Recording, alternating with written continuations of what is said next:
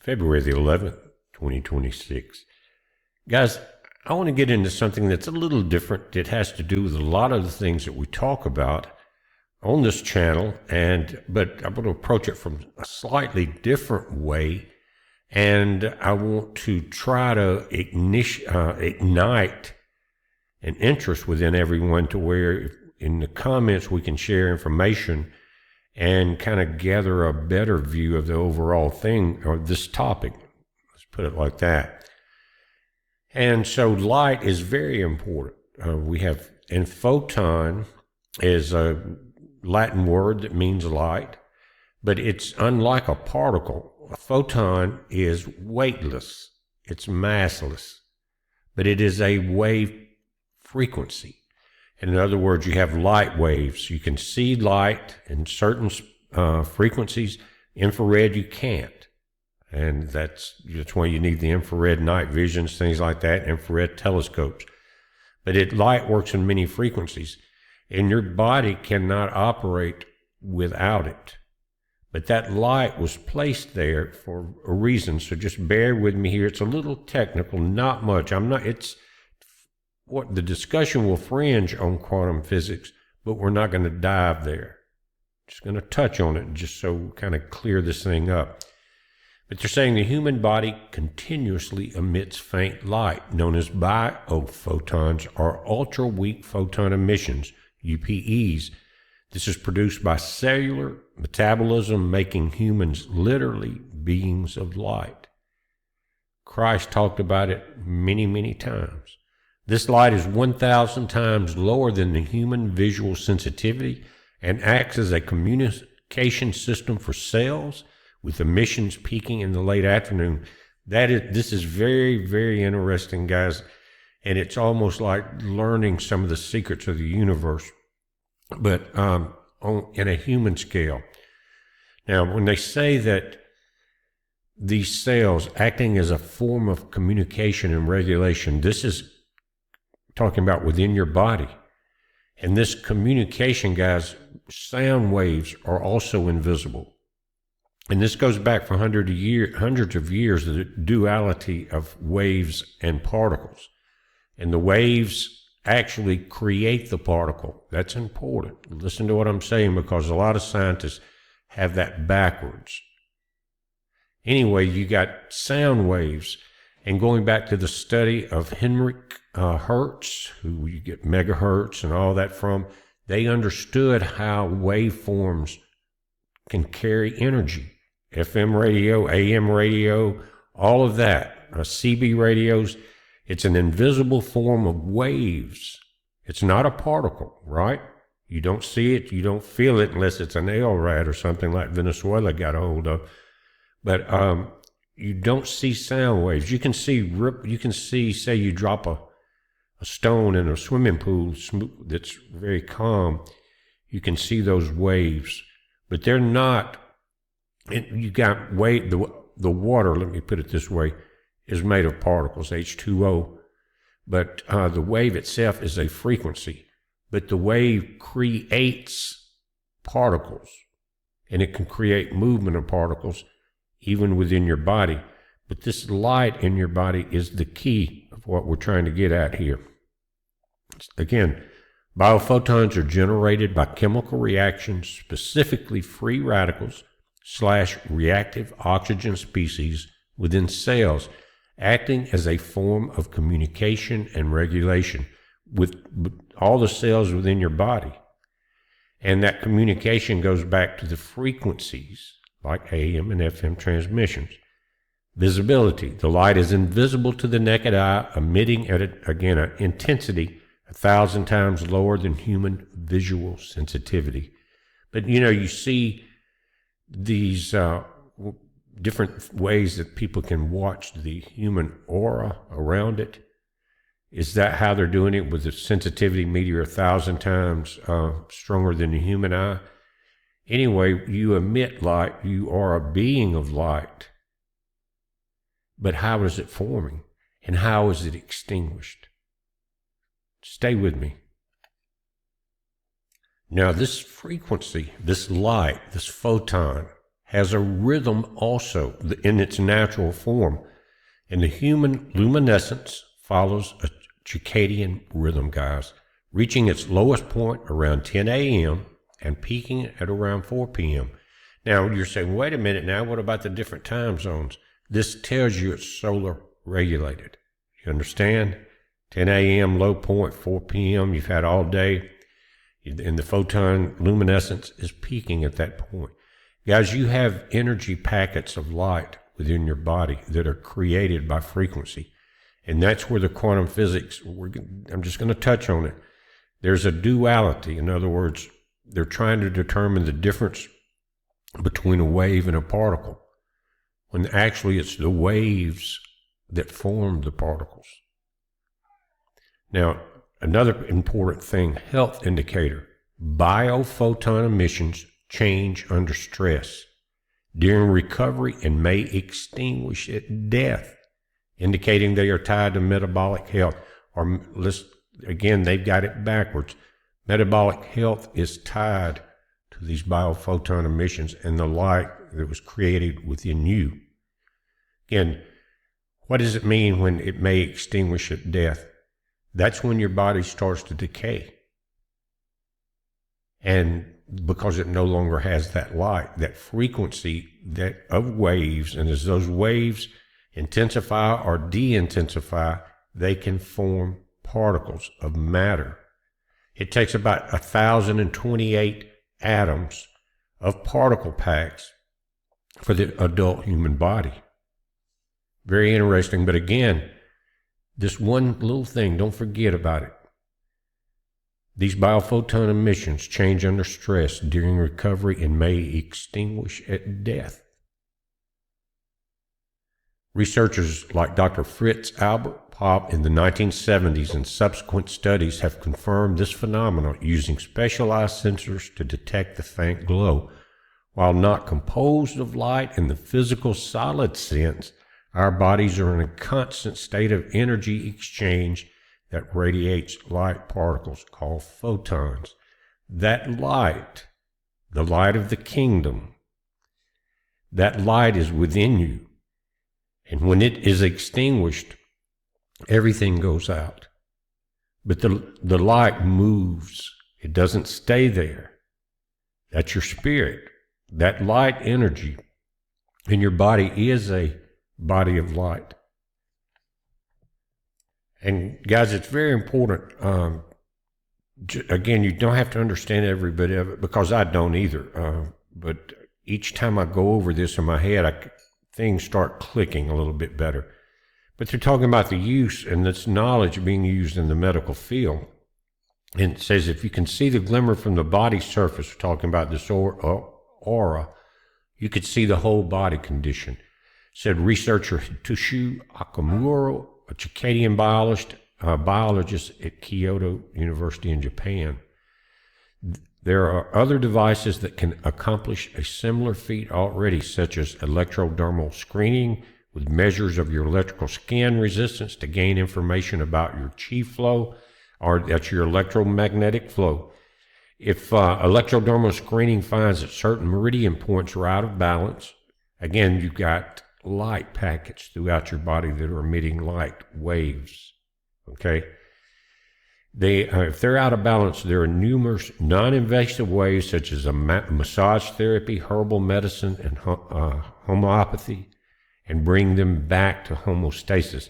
Guys, think about how everybody's talked about med beds. How would they work? You're looking at it. This light, this frequency that affects particles and creates these waveforms and light emitting photosynthesis, basically, biophotons, that has everything to do with your health. And so a med bed where you're kicked back and you start getting these light treatments and wave treatments, possibly sound treatments. But these waves they control everything. And we have a positive incoming waveforms and we have negative incoming waveforms. And waveforms, guys, can cancel each other. If you, say, drop two rocks in a still pool, the waves where they get to a certain, when they meet, you got two expanding circles of water, where they meet can either amplify the height of that wave, or if it depends on where they meet, it can make that surface flat again.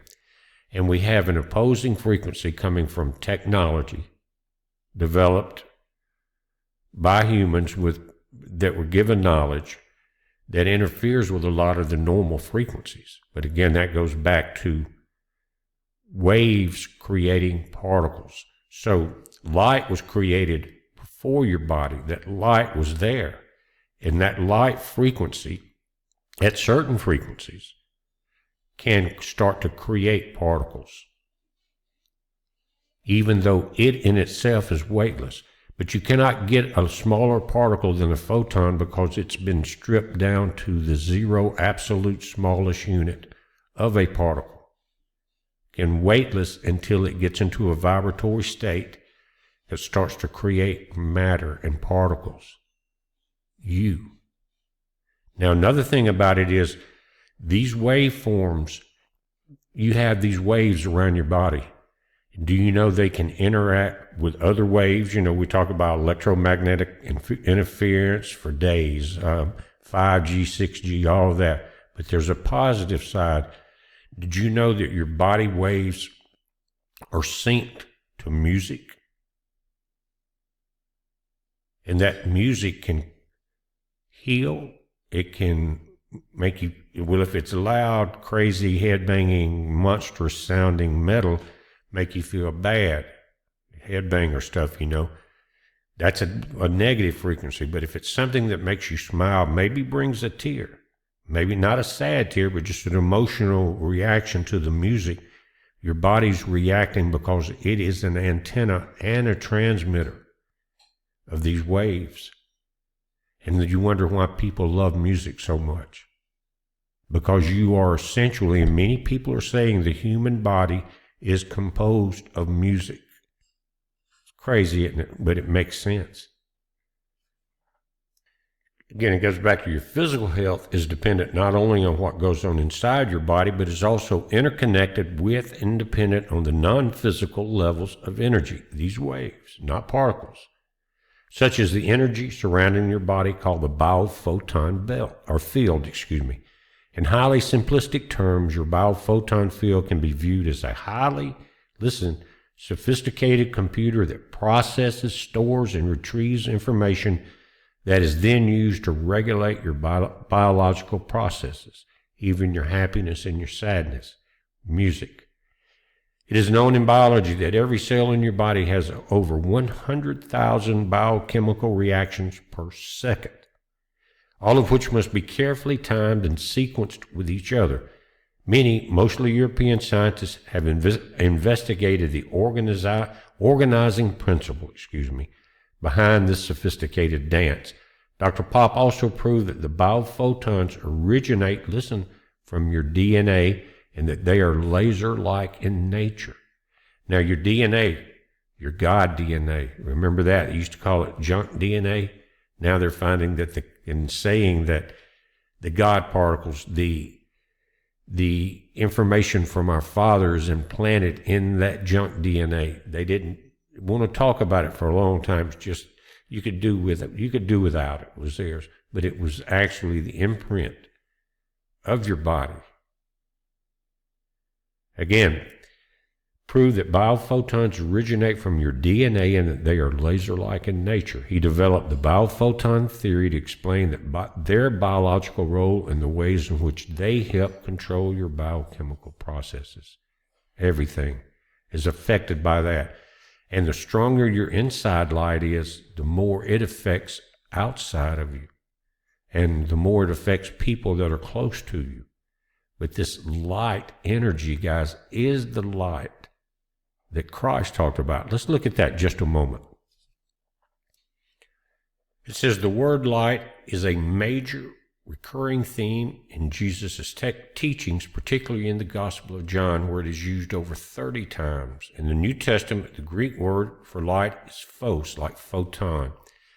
And it appears 73 times with roughly 23 uses in John and 15 in the Synoptic Gospels. Jesus frequently used light as a metaphor, notably declaring himself the light of the world. And you have that light in you, and it's creating, you have been created by these frequencies. In this case, photon, and the frequencies expand into sound, light, emotions, but you have been created because you have that light in you. Now, a couple of days ago, we talked about, on one of the videos, about you have to be born from above, from the water and the spirit, not a Kenite. If you're going to go back to heaven, you got to have come from heaven, not from Satan. And so think about the different light that is not inside the Kenites. And then you look at certain people in politics that, guys, you ever seen the Jim Carrey movie called Liar, Liar, or something like that? I think he was a lawyer. And of course, their thing is to lie their client out of trouble. But every time something happened, and every time he tried to tell a lie, he couldn't. He had to tell the truth. Remember, it was just a comedy. But this is almost, when we're talking about certain people in politics, it's almost just the opposite. They can't tell the truth. They have no light within them, no light of truth. They have no conscience. Anyway, it says key occurrences. Jesus refers to himself as the light of the world in John 18, in 8:12 and 9:5. In John's Gospel, light is the key term representing spiritual illumination and life in contrast to darkness. Are you listening? Total uses. While light appears over 190 to 200 times throughout the entire Bible, and that number would vary depending on the translations, the focus on Jesus' specific uses is strongest in the Gospel of John, followed by Matthew 24 times and Luke 15 times. This light. And why I dealt into and touching into quantum physics, so that you understand that it's real. And that particles would not exist, your body would not exist without these light frequencies that are what? Susceptible to invisible waves of sound, light. And then I guess you're really not creating particles until the light touches the light. In other words, you've got 1,022 atomic packets inside you, or atom packets, and as you grow, it takes, until you're mature, you don't have that many within you. And as that light starts to dim, I think of things like the end of your DNA packets, your telomeres starting to decay and things like that. But what it would be very interesting, and I'd love to hear your comments, is how would you stop that dimming process? Of course, staying with our Father in prayer and all of that, which Jesus did a lot of, and turning off the negative frequencies. And that will happen when technology is taken out by whatever, solar flares, whatever, CMEs, whatever, a war, who knows. And again, the further away from noise that you can get, noise of the cities, think of that, how negative that is. Look at how people react. How dim is that light? But again, who's created the cities? It was the sons of Cain. So we're dealing with light and darkness. And for just a moment, we're going to touch into quantum physics. And I want you to think about this light and these sound waves and CERN opening portals. And when you can deal with that, guys, and the sound waves and the light, or any type of waves, which light is a wave, it's a light wave, different infrared frequencies, all of that frequency, or it's a hertz. But think of CERN and what it's trying to do and what is the real reasons behind it. Anyway, this is titled How Humans Act as Waves in Quantum Physics. Is it a wave or a particle? This goes back to way before Einstein, 300 or 400 years to called the particle wave duality. Look it up on anywhere, Google, and you'll go back, man, way before Hertz and people like that. You'll be back with Newton in that group. Anyway, is it a wave or a particle? Is a simple question with a complex answer, one that can change depending on how the question is asked. If you pass a beam of light through two slits, like you got a piece of metal, cut a couple slits in there, it's going to start forming waves outside of that, and they can do that by watching the light beams come through the slits and start to spread out. Anyway, this is all to say that light, also known as photons, illustrates the dual nature of reality. In other words, pass it through the slits, it's a wave, but if you pass the same beam of light through conducting plate of metal, it will act like a particle. So the waves create particles. That's why I'm here. Even more, the phenomenon isn't just restricted to light. We see this in all quantum particles, such as electrons, protons, and neutrons, and even in large collections of atoms. Even human beings act like quantum waves. Here you go. The waves form the particles. The frequency of God is what we've called this for over a dozen years. Again, light is not a particle, but it behaves as a quantum particle in a number of ways. Its energy is quantized into individual packets called photons, each containing a specific amount of energy. It is also possible to create and send individual protons through an experimental apparatus devised. Now listen, that's like CERN breaking it down. They're going to break down these protons, electrons, and everything, shoot a pure particle beam through.